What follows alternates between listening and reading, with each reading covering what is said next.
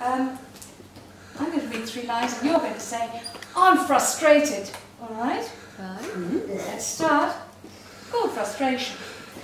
Like Tony Blair without his flair, like dignity deflated, like a hippie who has lost his hair, I'm frustrated.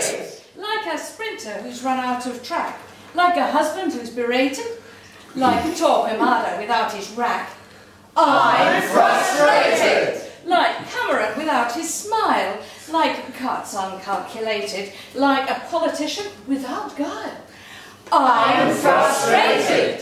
Like a Weight Watcher who's gained a pound, like a feast uncelebrated, like a square peg in a hole that's round, I'm frustrated. Like a martyr who is forced to live, like Parmesan ungrated, like Clegg with no alternative, I'm frustrated. Like Satchmo if he had no horn, like a ball that's not inflated, like blue movies that have no porn, I'm frustrated.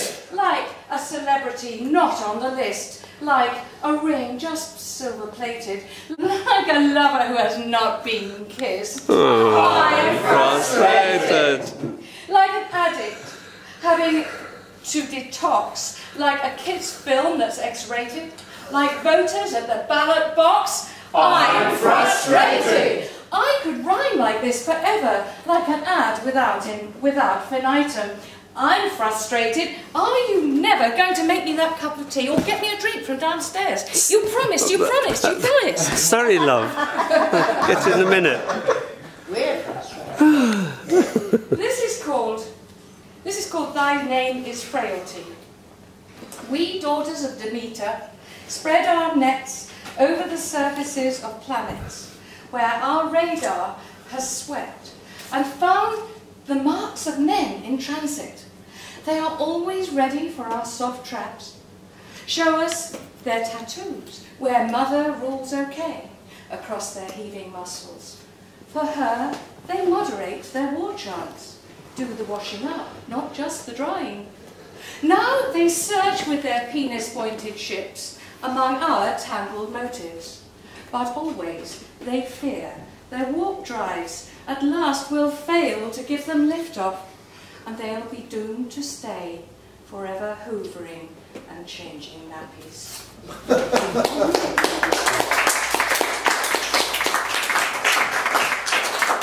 This one I've actually finished. I wrote the last few lines on the train just now, so I don't know if it is finished.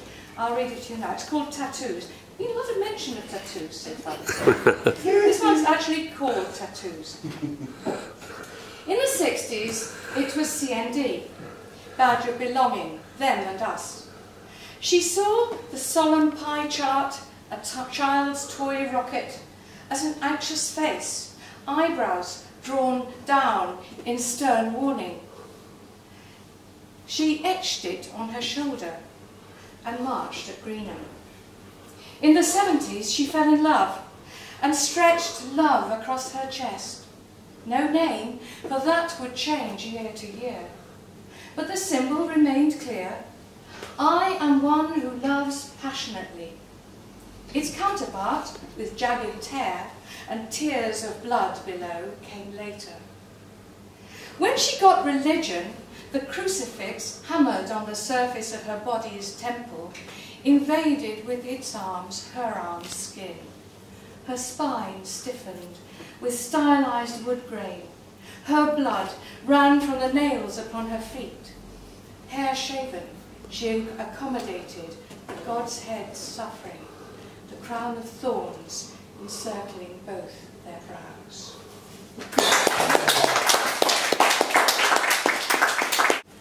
Come on, I've never read before. It's probably terrible. That's probably why I've never read it.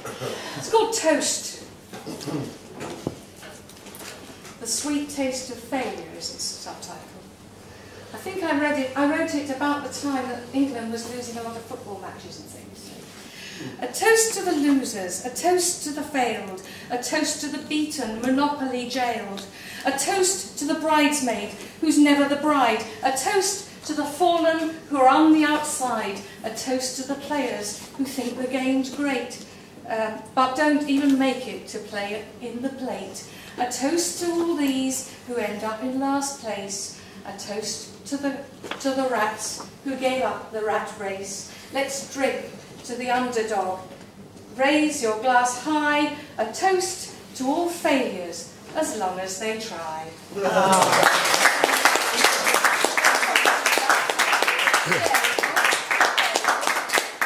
Do have April travel. If you're doing requests. Have April travel? Yeah. You know it? Okay. Transportation of a monkey on a first-class ticket is forbidden by Southern Railways. I discovered this fact when travelling in company with my own proboscis monkey. I dressed him carefully in robes and slippers, but the inspector was not fooled, though I noticed a group of gorillas had slipped under his guard. No, they didn't get it. Oh, I like it anyways. That's what counts.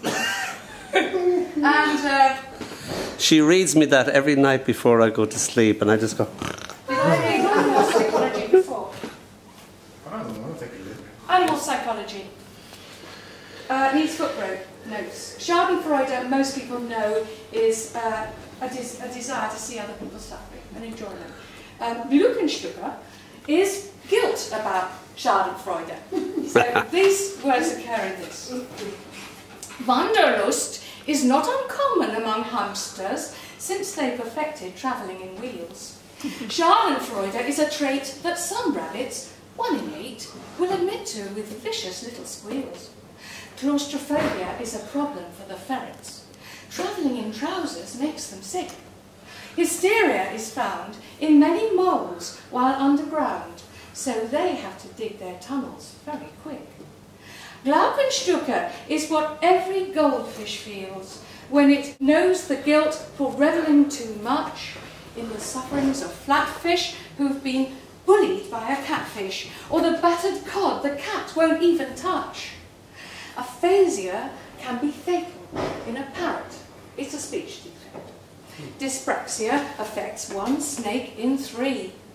Guinea pigs who can't relax get mild panic attacks, but respond quite well to water therapy.